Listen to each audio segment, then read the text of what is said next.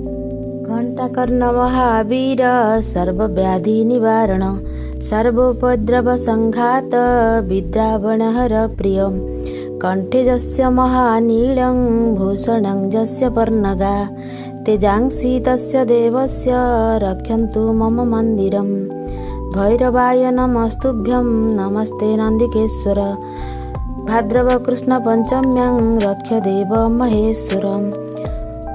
ओडिशार पुरपल्ली रे पूजा आराधना रे अगाढ़ विश्वास रही आसी मनीष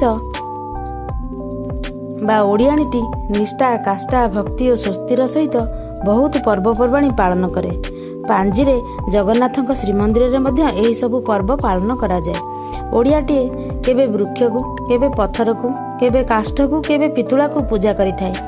गृहर खंब द्वारबंध कबाट मध्य देवता वास करती बोली विश्वास करे ओडियाणी। आसंतु जानिबा आज भाद्रव कृष्ण पंचमी रे हेउथिबा एही पूजा एहाकु रक्षा पंचमी कुहा जाए। यह रात्रि समय रे ब्राह्मणक हस्तरे पूजा करा हुए। घरर मुख्य द्वारर वाम पार्श्वरे गणेशाय नम बोली लेखा हुए और दक्षिण पार्श्वरे भैरवाय नम और महादेवाय नम बोली लेखि सेतिरे सिंदूर चंदन कज्जल दुबबरकली पत्र हलदी देई मंडाई दिया जाए। नाली बा काशतंडी बेडुआ रे जन्नी परी गोटे तैयारी करी सेतिरे तालापत्र लेखा जाइथिबा गृह रक्षा मंत्र लेखि मुख्य द्वार रे बा ठाकुर घर द्वार बा बाड़ी द्वार रे टंगाई दिया हुए।